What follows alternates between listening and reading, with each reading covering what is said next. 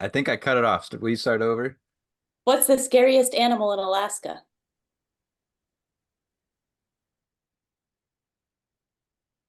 The caribou. Nice. Solid. I heard one the other day. Uh-oh. Is it appropriate, Sean? Uh, it's uh, it's clean. Well, that's what I'm Why ready. did the toilet paper roll down the hill to get to the bottom? I just want to point out that like the prefacing that with being clean is a little bit questionable. Okay, we've got a quorum. So welcome everybody. Pat, I was trying to remember, did we meet in the level 2 at Hatchers with like with it? Yeah, long Okay. time ago. No, well, no, we've met before that, just out and about. But Okay. that's where we really like first hung out and had conversations. That's what I remember as yeah, hanging out conversations.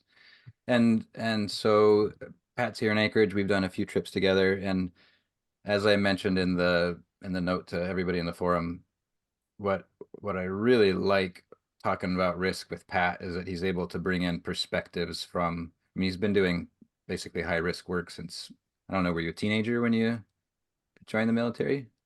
Yeah, 18. 18. And so it's I'm like 39 now.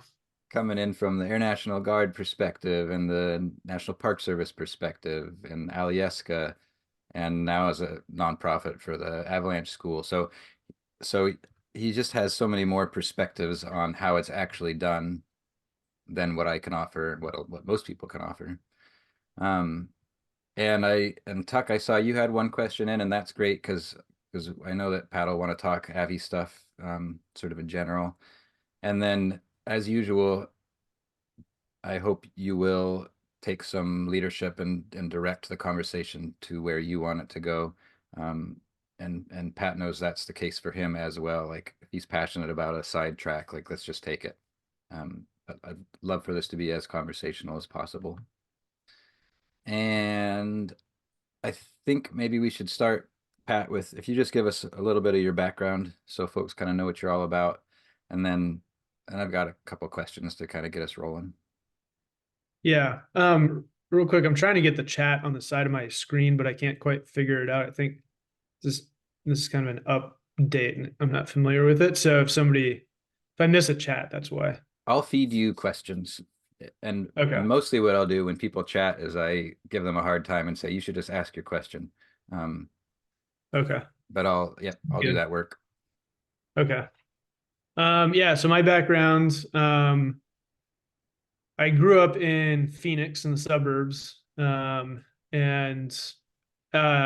late in high school, decided to join the military after 9/11 happened, and I wanted to go do something interesting. So I ended up going into the Air Force to be a PJ or a pararescueman. PJ is shorthand for pararescueman, and that's the Air Force's branch of special operations. It's like the Air Force's version of SEALs or MARSOC or Green Berets.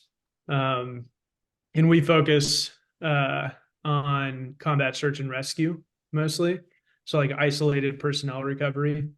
Um, Kind of our bread and butter is like in a conventional war, if a fighter pilot punches out behind enemy lines, then we're the guys to go and get them. And then, with the less conventional wars, we find work doing other kind of specialized recovery work.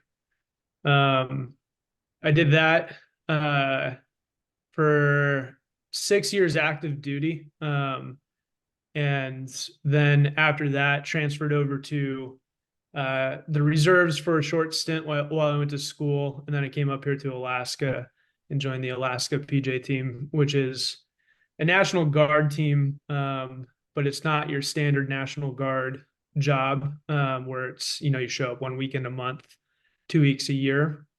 We would be employed by the state a lot to do search and rescue because Alaska is such an austere environment that they rely on the National Guard, and they're lucky to have a PJ team up here that can do that specialized rescue work for some of the situations that people find themselves in up here.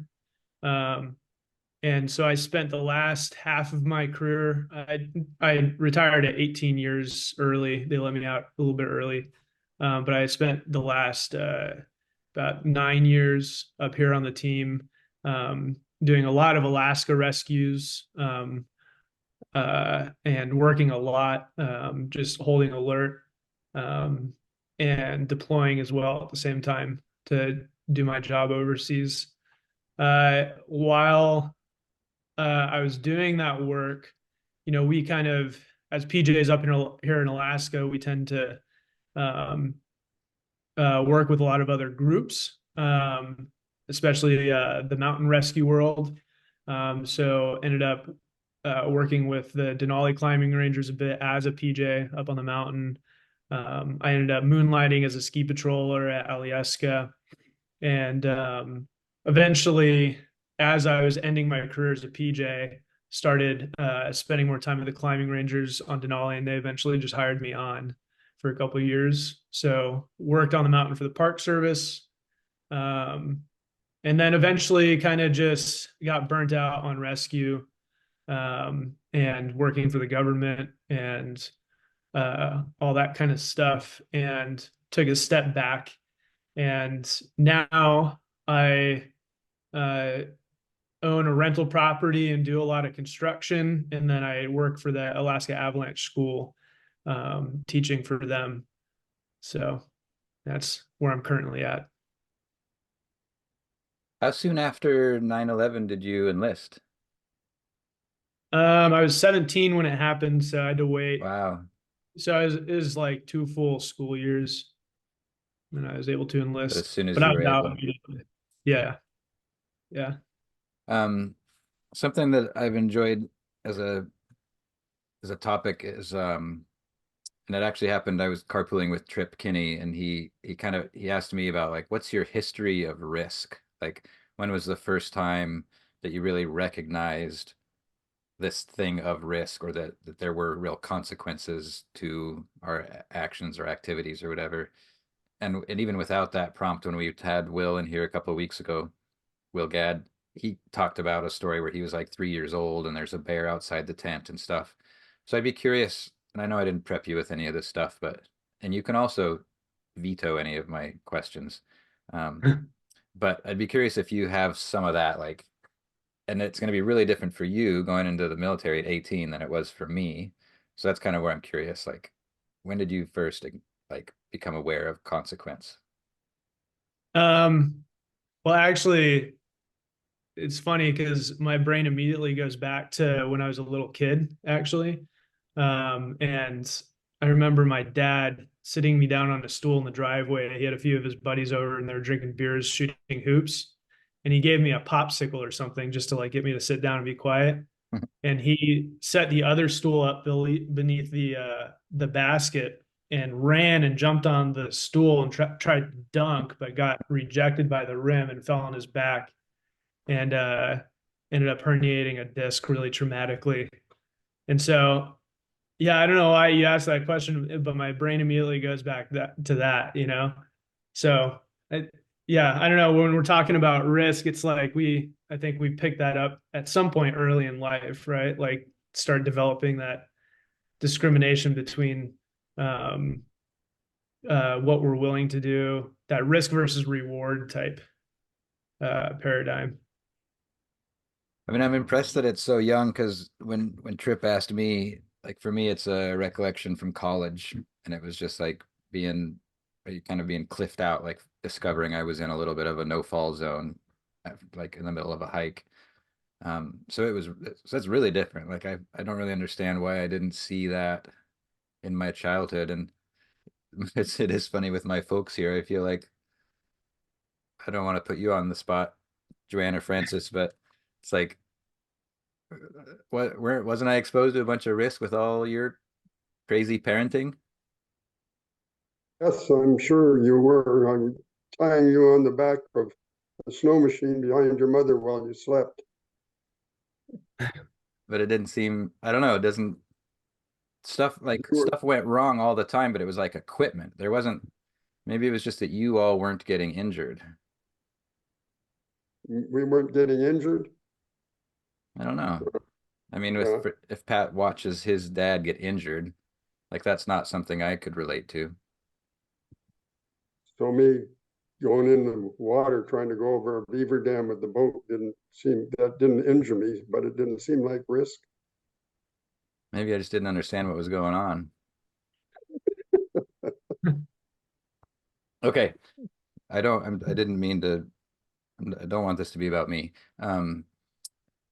So I feel like watching you, Pat, with Alyeska and the Denali Patrol. It felt like you were trying to like find ways to get paid to learn those skills. Like you saw something in Alaska that you were like, I want this mountain skill set, and here's a way I Yeah. can do it through employment. Is that accurate?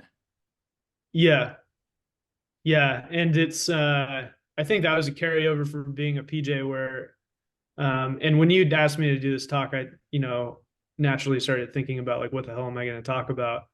But, and because I started picking it apart in my brain with, well, how do PJs, because this is going to sound weird, but I started thinking like, how do PJs manage risk? Because when you do a job like that for so long, it becomes intrinsic and you get patterns down. And as I started kind of unraveling that, I started realizing that the way that we managed risk as PJs is we had millions of dollars worth of tax money being funneled into a program that trained us extremely well. And that training continued on as we were at the PJ teams, after we were done with the pipeline. And we had all the resources in the world to continuously train and Mm, throw curveballs at ourselves through mission scenarios and see how we would react as a team and develop those things. And so when I was leaving that and getting into the mountain world, I think I was looking for something similar because I wanted some sort of structure to approaching it. And um, because it's with the mountains, when I was taking my level 2 with you, for example, that was what, like 7 or 8 years ago, something like that. And I was there with the PJ team. They sent me there. So I wasn't necessarily there as a skier. I was there as a professional. Um, and I remember being really interested in just the sport of backcountry skiing and wanting to get into it.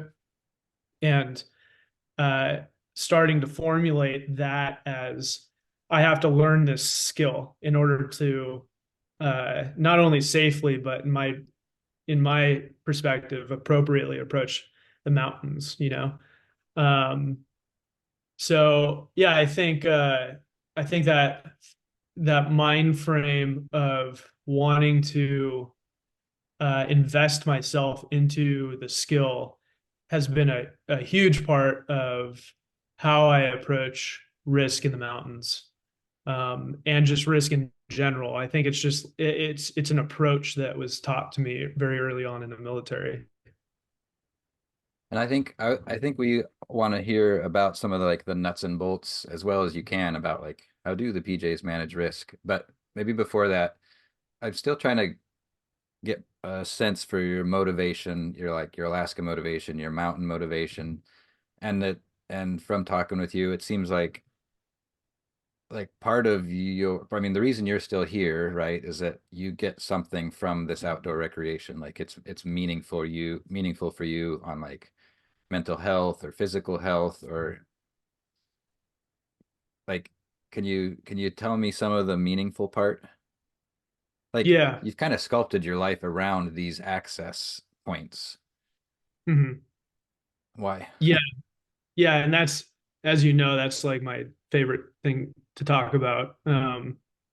It's also my least favorite thing to talk about because it's like it's something I'm always trying to put together in my head.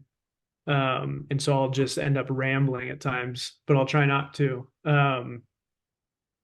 It's Yeah, I think that outdoor recreation is, we tend to put it within this narrative of just like activity or sport. Um, we almost make it arbitrary in why we're doing it. But for me, getting into the mountains was this transition into something deeper that war, pushed me towards. And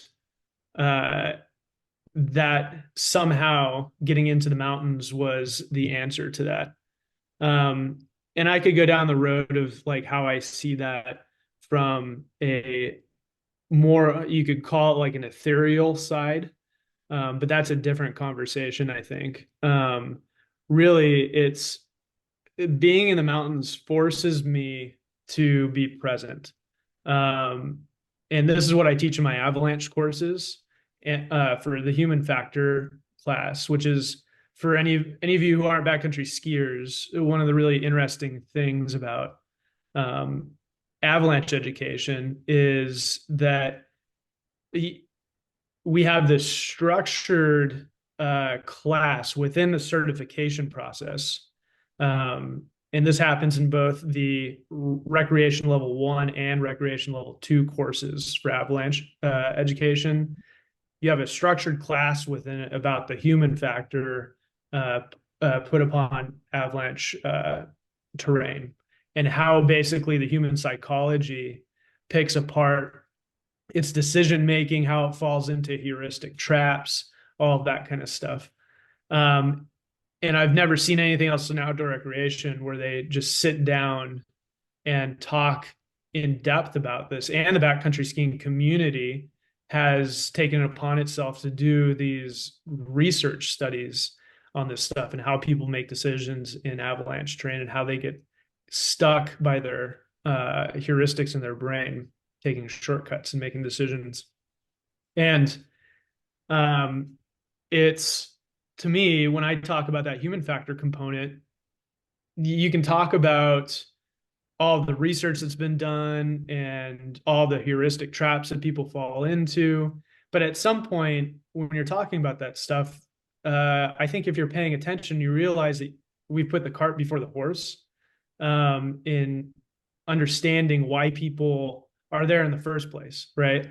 So it's like we talk about why people would ski a particular slope on a certain day based on the actions that happened after they left the vehicle and interacted with the terrain and interacted with people and all these things. But we don't talk about what happened in their initial intention in going into avalanche terrain in the first place. Like, why did they spend thousands of dollars on equipment and now the money to get this education in order to go into hazardous terrain? And the answer to that for me is I think that we're all seeking some sort of presence in our lives that we don't get from civilization. Civilization is constantly just pulling us in these mental directions, these intellectual directions, and we never get a chance to just sit and feel ourselves breathe and stand on the ground. But when you're in the mountains, if you're approaching the mountains in what I would call the appropriate manner, and I think this ties into risk management for sure, then you're approaching them to be present and to pay attention to what's going on. And ultimately, that's been my draw to it over all these years. And Luke, you know that like post-military, my journey through finding balance again, because you do a job like that long and you have the experiences that you have, your brain just sort of gets going in a certain direction and you're traumatized and you have all this other baggage that you've got to get through. But ultimately, the answer always ends up being just coming back to being in the present moment. Any good trauma therapist is going to eventually lead you to that, you just being present. And the mountains always did that for me. And I've been deeply into meditation for many years. I've done psychedelic therapy through veteran organizations. And the mountains by far have been the biggest catalyst towards me finding that balance again, because they forced me to be there. That's awesome. I I'm tempted to pull us into some of the nuts and bolts stuff, but I want to just open the floor in case anybody wants to keep on this track. The more, I don't know, I can't remember the word you just used, ethereal. I don't know what Yeah. that means. I have a sense for what that means. But I don't really know that word. Anybody want to prod Pat in this direction? Okay, I bet we'll come back to it. Yeah, that's fine too. If no one wants to go there. So I want to know, like, I want to know how the PJs manage risk. I want to know what the pros do so that I can pull some of that into my own, even though mine is recreation and most of my outdoor time is, I think it was Tony Prelli said, are the outdoors your church or your gym? And I feel like Right. for you, it's your church. For me, it's often my gym. I mean, it can be both, but so yeah, what can you give us? And the little bit I've seen being over there on base was like the morning meeting, and even that was insightful to just watch like the check-in and the little Mhm. like, here's what we're gonna do for the day. I think that was when we were doing the Swiftwater work. Yeah. Yeah. So I think I'm going to describe first like the things that PJs are just expected to go out the door with very little information.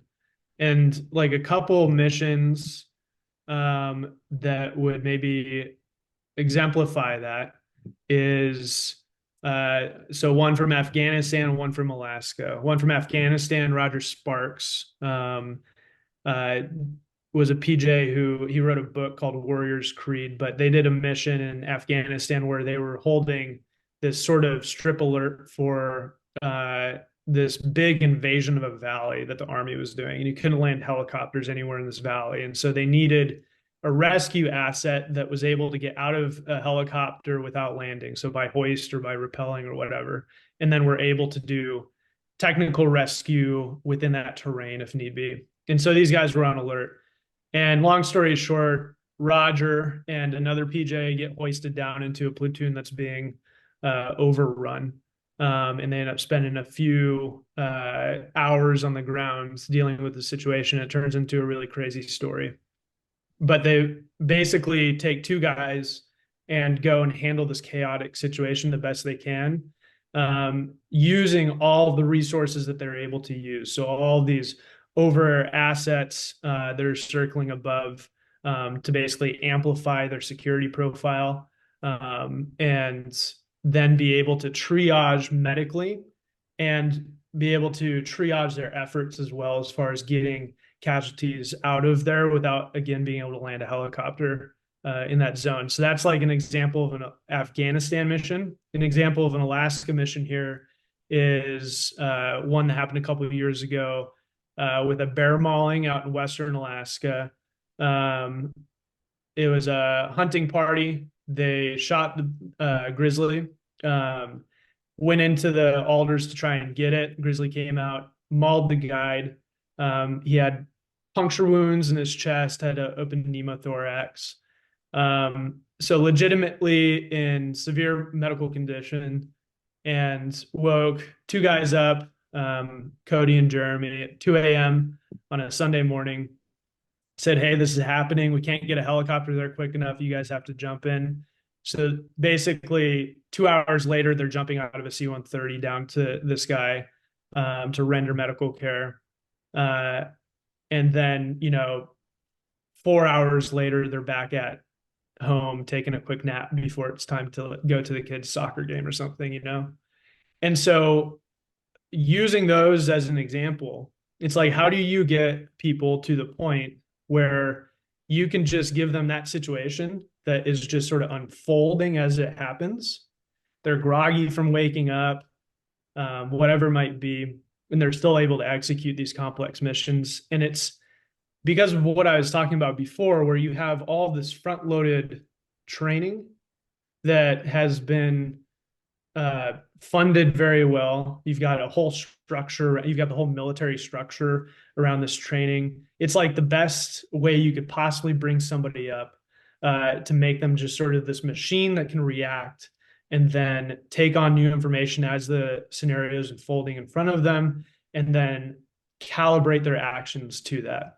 So that's, millions and millions and years of training. And then the morning meeting like you saw. So you think of where they're starting then at this sort of threshold or this foundational level of a lot of the risk is mitigated in that. So it's like jumping out of an airplane down to an unknown drop zone, for example. There's a ton of risk in that if you've never done it before, if you've done it very few times. But if you've done it a lot, over and over and over and over again, and you've thrown in a surprise here, a surprise there, just to keep it a little bit spicy so that people's brains, have to remember to do something different every once in a while, then that foundational level of risk gets risen a lot because you're on repetition with these things. So then you go to the morning meeting, and what are you talking about? Well, you're talking about like how people are doing that particular day, right? So we need to talk about the plan of, what parachutes are you guys using? What's the weather doing? And so what's our release altitude based on the weather? What are the winds doing? Are the winds out of limit? These are all kind of like objective things that we have the resources to collect. And we're talking about that in the morning meeting, but we're also talking about, hey, how much sleep did you get? How are you feeling today? We're also asking about opinions, like, what do you think about the plan so far? And we would put basically this scalable system to it, where I think then we would use 1, 2, or 3. We would use a number scale to where if I asked you, so Luke, here's the thing that we're going to go do, high risk. What do you think about the plan that we've talked about so far? What do you think about the weather? What do you think of our choice of a drop zone? Are you a 1, 2, or 3? 1 being I'm good to go, 3 being hell no, 2 being somewhere in the middle. And we would just go down the line. And as we would get those numbers, we would say, okay, we have, 2 2s out of 5 of us. Let's talk about the issues there and pick that apart. And you basically go into this negotiation mode of figuring out how to reduce and mitigate that risk as much as possible before you step out the door and do something. And, even in rescue like that, where it seems like people are dying, you have to go get them. No, you don't. It's at all times in rescue, you are ready to say, no, it's not worth the crew to go and handle this situation. And that's very rare. Typically, you're going to see people push it.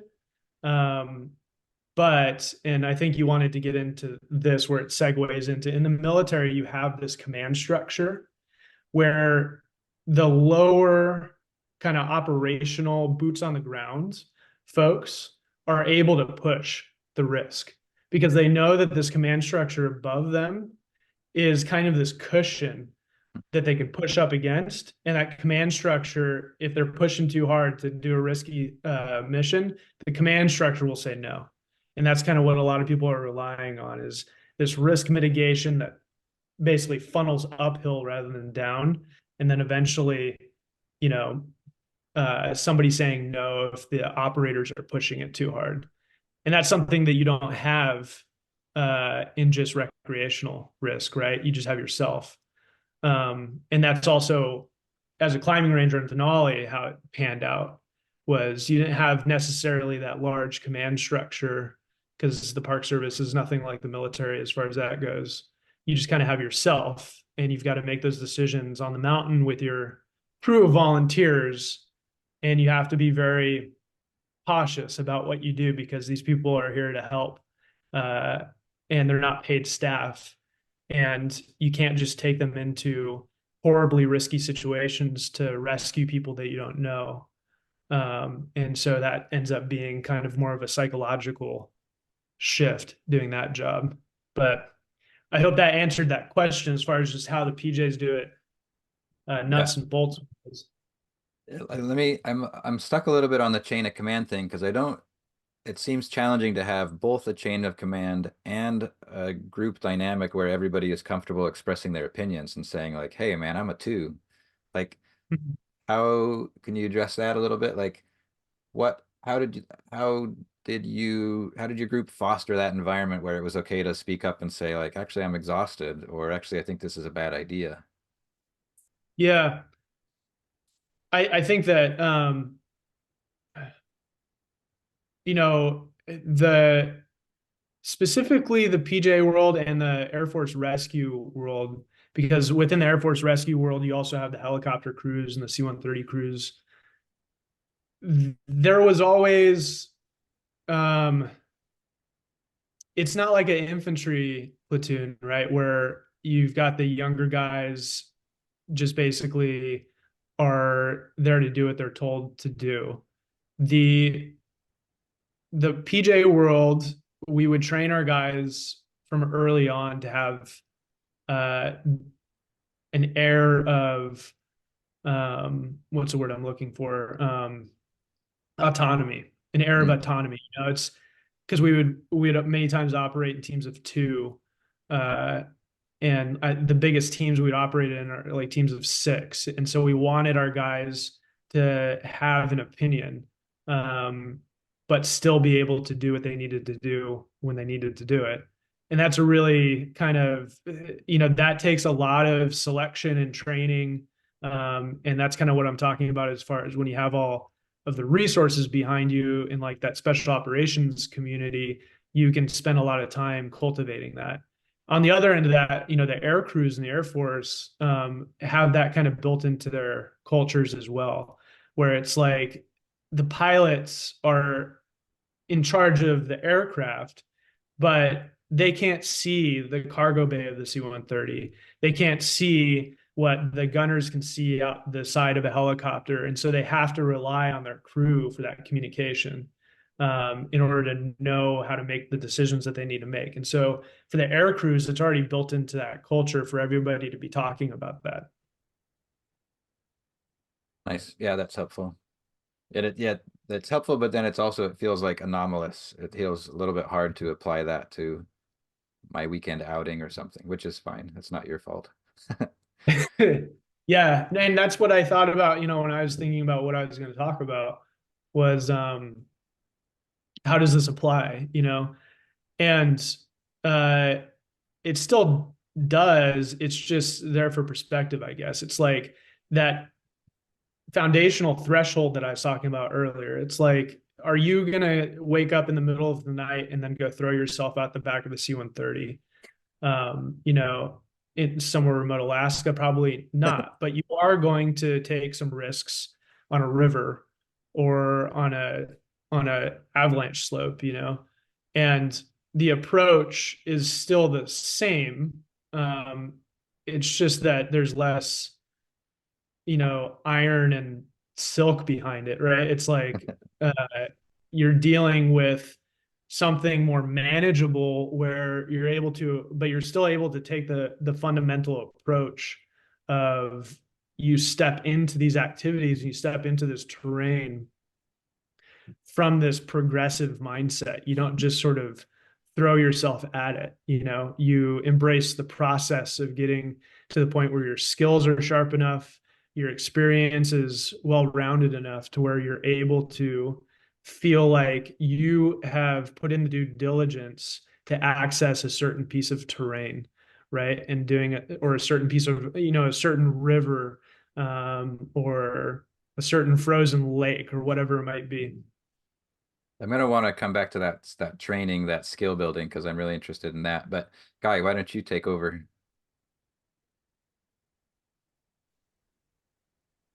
So when you're working on a rescue mission and you're getting set up for it, how do you plan for and assess the capabilities of the volunteers that you've got in front of you to work with? Yeah, so for the Park Service, where we'd have teams of volunteers, we would vet those volunteers as much as possible. And, people who want to do those patrols could sign up through the Park Service.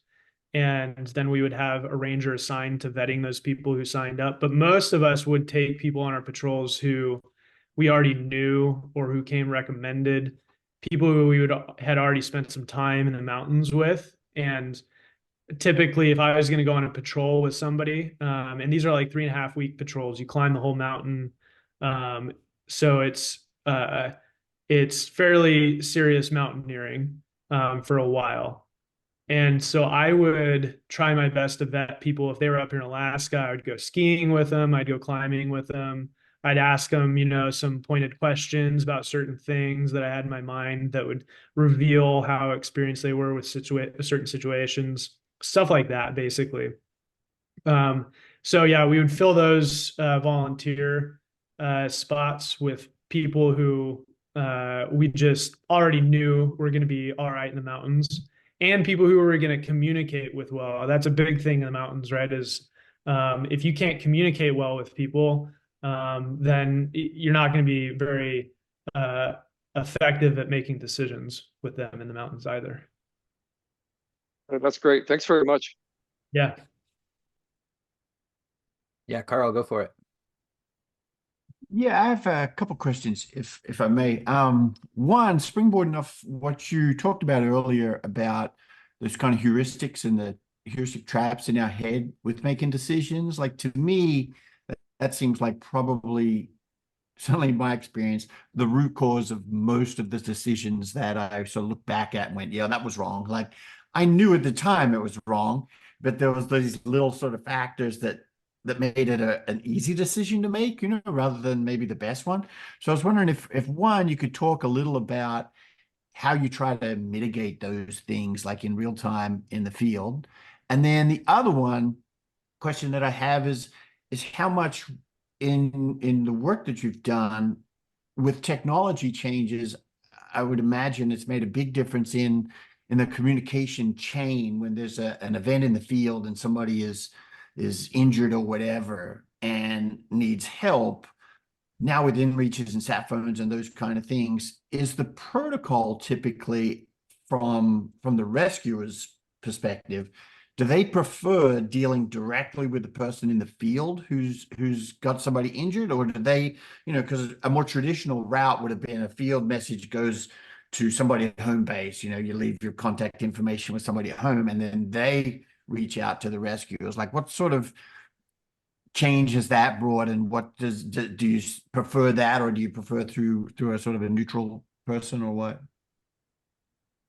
Yeah. So, all right, I'll start with the heuristics.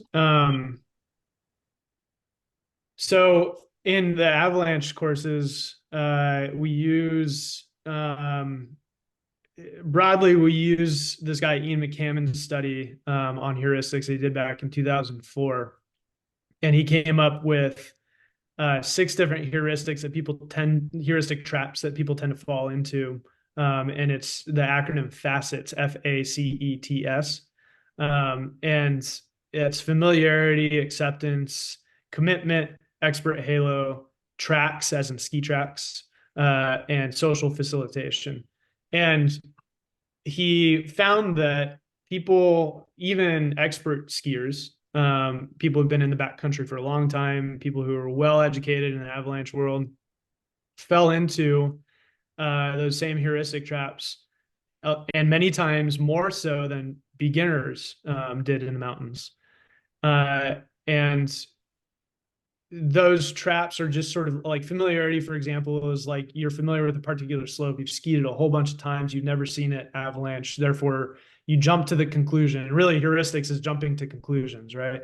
And so you jump to the conclusion that it's not going to avalanche ever. And so regardless of any sort of objective information that you might get for what the structure of the snowpack looks like, maybe there's some recent avalanches on similar slopes, you still go and ski that slope because that one you've never seen slide.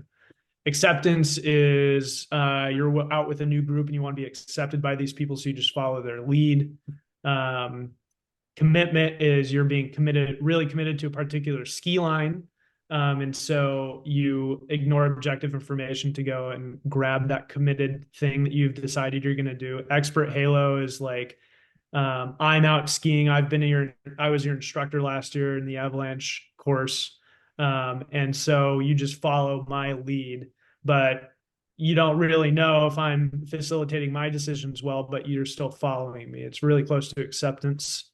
Tracks is like you see ski tracks on a slope and you think it won't slide, but that's not objectively true.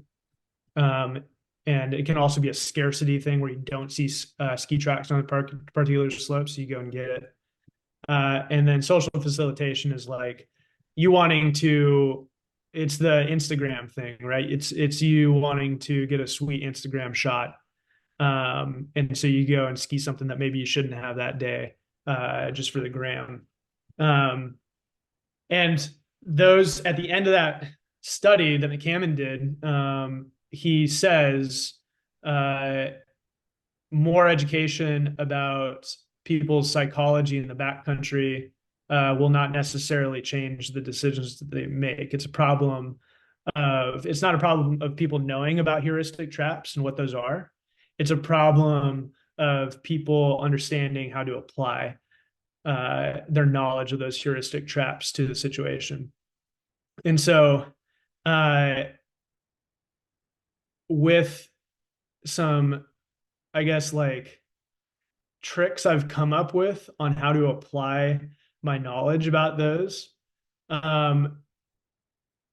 There's another thing we talk about in avalanche education called walls of defense, where your first wall of defense is the research that you do on the snowpack and the weather. After that, you're kind of getting into like managing terrain, and your last wall of defense is rescue. Something went terribly wrong. Now you're using your rescue skills. But your first wall of defense is to approach the thing that you're doing with as much information as you possibly can. And with trip planning, you know, if you're not going in avalanche terrain, if you're just going over summertime dry land, you're still doing quite a bit of that in just planning your routes, trying to get information about if you have to cross a river somewhere, trying to get information about how much that river flows, how heavy it is, and also just getting information about terrain, you know, from the perspective of passable mountain passes or whatever it might be.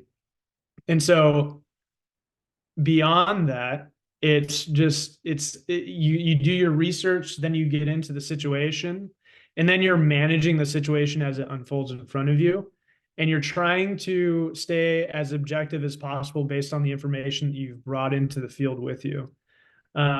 If you know that if you run into that river, let's say, and it is flowing too heavy for you to cross, then hopefully you've come up with a plan B to go a different direction and that sort of thing. And you're just sort of going down the list of using the research that you gathered before in order to make decisions as the situation unfolds in front of you. I think that, and I'm being really long-winded with this, but the trick for those heuristic traps, what I'm trying to say is trying to give yourself some sort of objective structure to fall back on of information to where you get input. And this is what we all do in our daily life. Like you said, is you get input and then you react. And that's that heuristic trap. It's just like this jumping to conclusion thing. And really what that is that ego part of your brain being basically building an algorithm from what happened in the past and then jumping to a conclusion of this is what's happening in the future. And so I'm going to build a reaction to it. And there's nothing in between. So giving yourself that space to be able to get the input, gather information, think about it, and then act is something that you can practice and develop in your life. And I hate to say the M word, but like I've done that through meditation quite a bit. But pragmatically applying into what we're talking about here of going into the backcountry, I would say trying to build that trigger into your brain where when you get information that you weren't expecting, when you get feedback from the terrain that you weren't expecting, that should be a trigger for you to pause and think about what you're doing next, rather than just sort of flailing through the next decision. I think that's how people really get into trouble in the backcountry, is they just sort of like lose their mind and just start rapid firing decisions. That was a good question. Did I answer that heuristics part of your question well? Yeah, very well. Thank you. Okay. And I'm gonna cut in here before you do part two, because Tuck submitted a question that you just answered, and I just wanted to say Tuck so that he can do like a search on the transcript afterward and jump right to this part. Okay, now you can do your part two with the communication. Yeah, so communication, that's a good question. As a rescuer, I'd much rather just be talking to the person directly, because the telephone game ends up giving you a lot of misinformation. I think seasoned rescuers are kind of used to going into situations like that, where they realize the information that they have may not be anywhere close to what they end up showing up to. But like with InReach, if you're up in Alaska, let's say you hit your InReach, the SOS button, it goes to their office in Houston, and then they connect with the appropriate rescue coordination center. There's a few of them around the country. Alaska has its own. And then that rescue coordination center ends up allocating assets that are going to go to you. They collect the information, and then they pass it on to the rescue asset. So you can see how that telephone game gets input into that process there, right? And whether you're talking about the military communication system, whether you're talking about InReaches in the US, it's all kind of the same. There's a lot of flowing information everywhere, and whoever the person hitting the ground is going to be, they should be expecting to find something that they weren't expecting. That said, the more information you can possibly give in that little window on your InReach, the better, and the more pertinent information, such as think of how these people are going to access you, right? Can you land a helicopter next to you or not? Giving them an idea of what kind of terrain you're in, and how serious the situation is going to be really valuable. And there's a video on this stuff too, which was largely based on having conversations with Pat and other PJs. And I just want to make a plug. If you haven't read Patrick Carter's little write-up about hitting quicksand in his airplane, he talks about what happened when they used InReach there, and it's in the forum. It's a really good read. But you should check that out if you haven't already. Alex, take over. Thanks, Luke.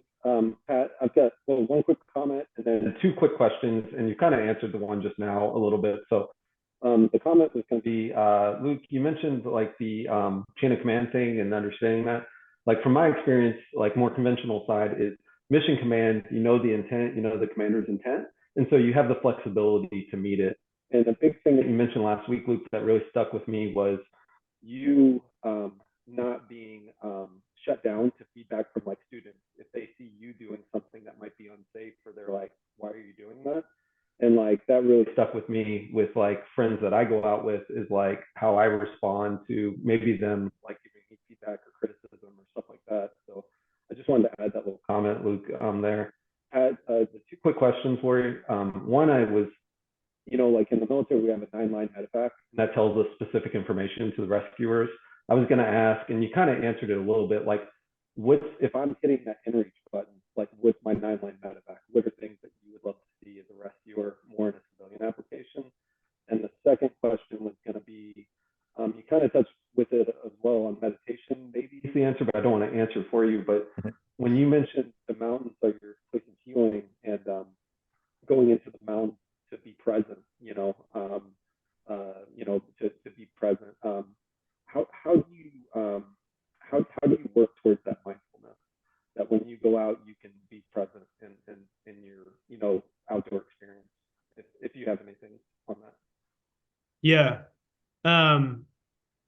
Okay, so for the 9-line, and for anybody who doesn't know what that is, that's like the standard military structure. It's literally 9 lines of information that you pass on to get to a rescue or a medevac asset so that they know what they're coming into. And it involves like, oh man, I've been retired for 3 years, so I've got to like dig into I've already brain dumped a bunch of that, but it's mostly like location, injuries involved, what the landing zone looks like, or like, what kind of aircraft can you fit in there, or can you? It involves like enemy presence, what kind of signal is going to be given in order to allow the aircrew to see you, or your location when they come in, the radio frequency that everybody's going to be on. And that's, I think, the bulk of it. Alex, chime in if you remember anything that I forgot. No, But that's pretty much it. It's, it's your grid location for like peacetime. It's like terrain features instead of like enemy yeah, combatants, whether they're ambulatory or if you can walk, things like that. It's just basically all the snippets of quick information. And you could probably Google it, I'm sure, because it's not classified information or anything. So you could probably Google 9line and see it. But I think that honestly, like that's just there's some stuff obviously like enemy presence that, you don't need to include in there, hopefully. But the rest of it, you can see the pertinent information in there. And that's probably the best resource to look at and use, honestly, because it's just really clear and concise and clean. So, yeah. And I'm trying to think if there's anything that would veer off of it for this kind of situation. And I don't think nothing comes to me. If something does, I'll mention it, but nothing else comes to me that would need to be added to that for these situations. As far as presence in the mountains goes, that's a really deep question. And I think that presence in general is a skill that you build in life. I don't think that the mountains are they're like a medium where my presence is like felt and reverberated back to me, if that makes sense. But I can still practice presence in my day-to-day life, and I try my hardest to. I think that finding what that means is something that you have to practice just in your day-to-day life when you're not in the mountains. And there's many different meditations isn't the only way to do that. Just like setting up small goals for yourself, like in the morning when you eat your breakfast, don't do it and read the news at the same time. Like just sit there and eat your breakfast and taste your breakfast, and you think of like how hard that is for us to do, just something as simple as that, or just being more mindful about how quickly you're moving out the door in the morning or something like that, or coming home. Just basically slowing yourself down, and then you take that same mindset into the mountains with you. And where I feel the most present in the mountains is up here.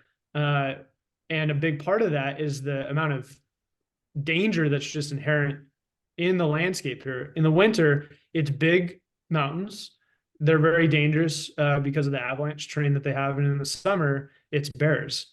And that forces that predator being present is necessary for me to get into that space. It's like when I'm in the summer, when I'm walking through like alluvial plain up in the Brooks Range with a bunch of willows, I am fully aware because that's where the bears like to hang out, and it's just an undeniable thing that maybe I'll take my words back. Maybe you don't even need to practice that if you're putting it yourself in those situations. That's like a really like you're diving back into humans' evolution of being part of the food chain, right?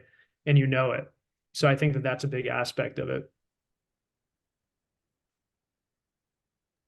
Zach. Thanks, Pat, and thanks for the questions, Alex.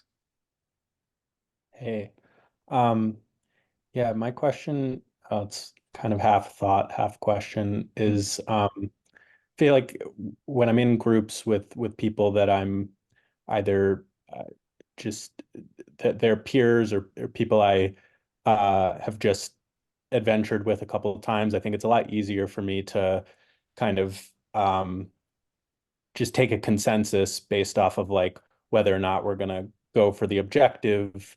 And if anybody is kind of feeling less confident or feeling like a 2 rather than a 1, I think it feels easier to make that sort of decision to bail on the objective. But like the situations I've been in at least where I'm the trip leader is kind of more with family and people I'm closer to. And I think the tricky situation for me, and I guess it is probably a heuristic, maybe like, but for others is like when you're the leader and trying to understand their capability. Like sometimes I feel like the people that I'm with are less experienced and don't necessarily know what they themselves can do, and maybe it's hard for me to sometimes feel like I know they can do it, so therefore I think I should try to push them a bit rather than necessarily trusting that they're like not feeling great. They're getting some blisters, and whether we should cut it off there. So I'm just curious what your experience is with that, with your level of familiarity and your situation as trip leader. And like, I think a lot of us are often hardest on our family members and trying to get people to objectives that I think they can do versus like trusting them when they feel like they can't do it. Yeah. Yeah, Luke, I feel like you'd have a really good perspective on this. I thought you might throw that at me. Yeah. Man, yeah, I have a perspective, but that's a tough one. And I'm sure, I bet everybody here can relate to that. And especially I bet everybody here that's married can relate to that, because it's like on our couple trips where it's like Sarah is, I swear to God, one of the most natural athletes I've ever met, and if Sarah wanted to race mountain bikes, she could race, and it's like this and that. And I project that on her, and it's like, oh, maybe Sarah's gonna love racing mountain bikes. I don't, but maybe she will. And then as I mature in my relationship, it's like, dude, I just gotta let Sarah, like what she likes. And so I'm really cautious about convincing anybody into something. Um, and I still make mistakes, even having played the game pretty seriously for a while. Pat and I were on a trip with a third guy. You mentioned blisters, and it's like neither of us had really been with a third guy. Great, great partner, great person to be in the tent with, but didn't have as much experience, maybe taking care of his feet or something. And we ended up bailing on a remote trip for it. And it's like, that doesn't happen very often, but it still happens, even with best intentions. I think opening that conversation and like if we had made Pat, if we had made it easier for him to speak up earlier in the trip and say like, I've got a hot spot, instead of thinking like, oh, we really need to get to today's objective, maybe we could have fostered a better environment to catch that earlier, or to change our group dynamic or our group objective. That's a moving Yeah. target for me. Yeah, I think what I've learned with this is you're talking about two different types of partnerships here. You're talking about your family relationships, and then you're talking about your exploring relationships. And like in Luke's scenario, those two are mixed together. And Luke, correct me if I'm wrong, but like you and Sarah probably have to be more objective about certain conversations when you're in the backcountry than you would be about other things, if that makes sense. But with me, I tend to choose, the people who I go and do maybe more serious objectives with for skiing, or also in the summer, just big overlands, are typically not the people who I'm involved with on like a romantic or familial level. And that's not to say at all that it's obviously possible, like with what Luke and Sarah are doing. But I think that there has to be some separation of how certain communication is happening in those cases. And for me, it's like big ski objectives if my girlfriend and I were to go and do that, we would have to develop that partnership within our relationship, if that makes sense. Like talking about what we're going to do and the decisions that we're going to make in that terrain is different from the decisions that we make within our relationship, just normal every day, right? And we're on different pages as far as that goes, and we're fine with that. Like we don't need to go and do big serious objectives with each other, and we don't really have the urge to.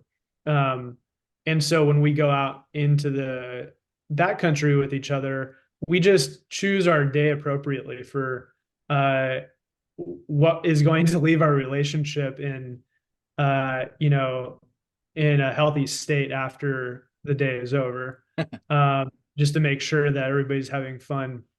But yeah, it is, people do talk about, I've seen many relationships end because of the, trying, I think ultimately it's trying to fit a square peg in a round hole, as far as like, those are two different partnerships that you've got to develop, depending on what you're trying to do. Yeah, thank you. Yeah, I mean, I'm thinking of trips with my younger brother, rather than a romantic one where it's like Oh yeah.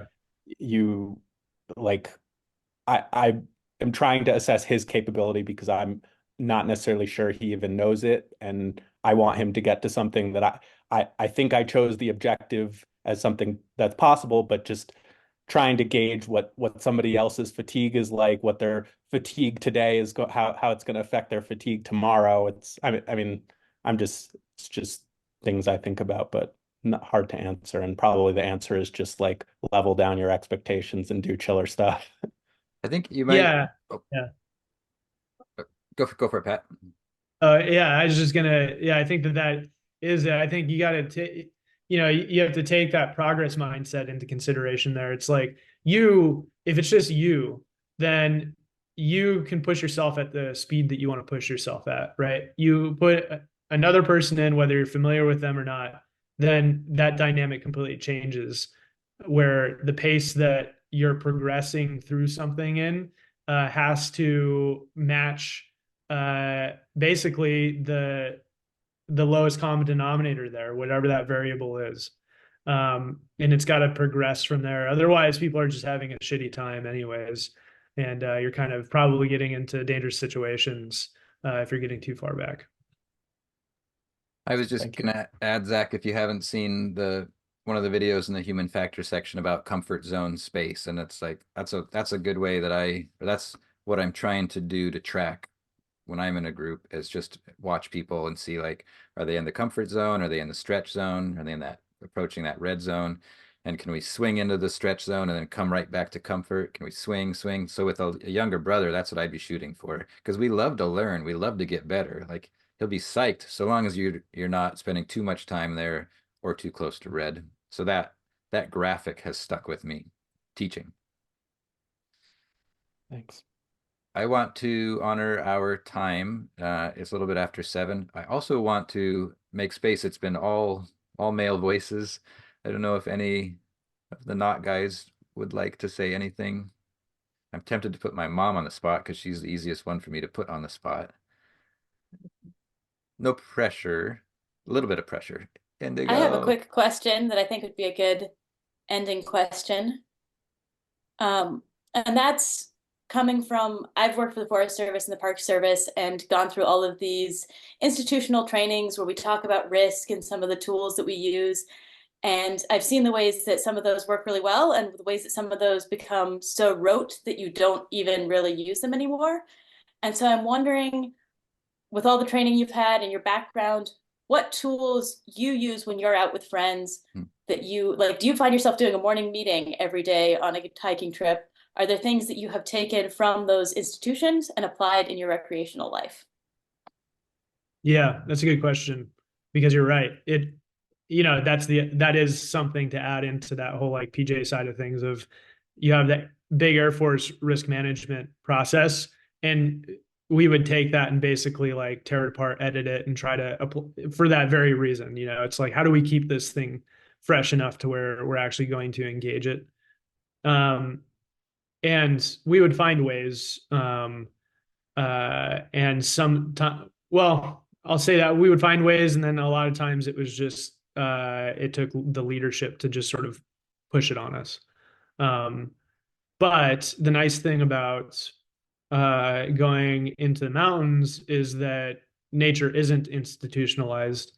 And so it's always this developing dynamic thing. And so I think the easiest example to run with is the one I have been running with going into avalanche terrain, where, you know, the people I ski with, I have like the people that I ski with, and then I have the people that I ski with, you know, and the people that I ski with are a very small group of people who I know are just skill wise at that level. And, but even more importantly than that, we have a good communication relationship where I know that if I call them up the night before and I say, hey man, you want to go ski? And they're like, yeah, I noticed this about the weather, or I noticed this the other day when I was out about the snowpack. I think that something on this aspect in this elevation might ski well, might be more stable or something like that.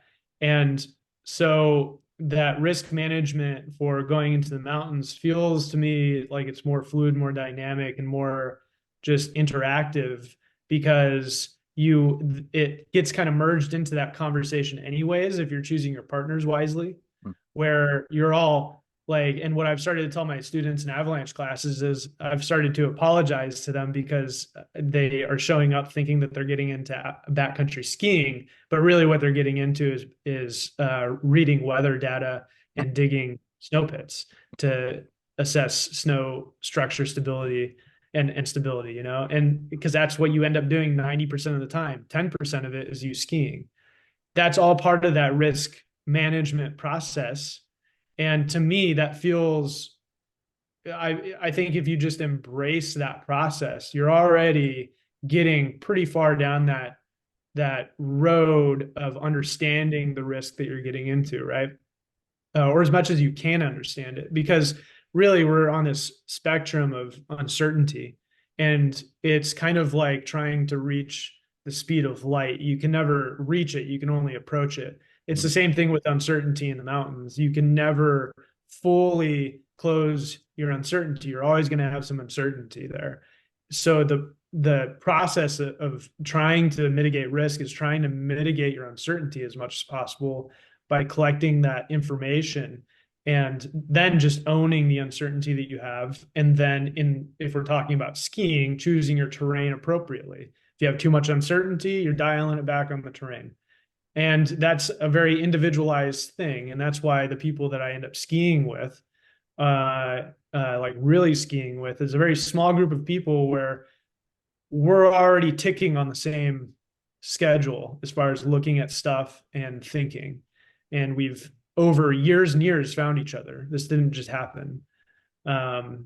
So I hope that answers your question, Indigo. I think it's different. I think that we're lucky in that for going into the backcountry, we get to get engaged by how fluid that whole dynamic is. Whereas when you and I worked in these institutions, it did just get pushed on us in really dry ways that just really challenged us not to check out of the whole process. Oh gosh, I wish yep, I would love to keep picking your brain, Pat, and maybe we can do it again next year. Yeah. But I wanna allow people to gracefully exit. Yeah. And if anybody, I can put my email in the chat box. Cool. If anybody has any other questions that they didn't get asked, then they can email me. Okay. Any closing? Looks like my mom, you got a closing thought for us?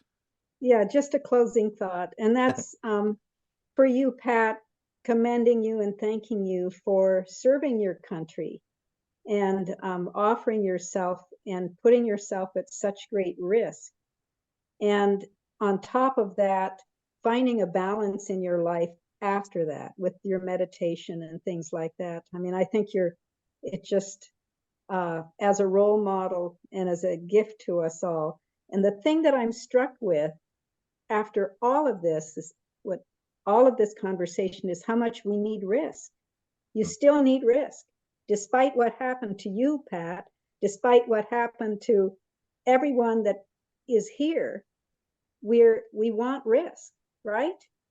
Mhm. Yeah, that's an amazing point. Thank you for that. Yeah, I completely agree. I don't want too much of it. Awesome. Yeah. Thanks, Mom. That was a great closing. Thank you. Thanks, Thank you. everybody. Thanks a lot, Pat. Thanks, guys. Thanks, Pat. Yeah. Thanks, everybody. Good to meet you. Thank you. Thank you.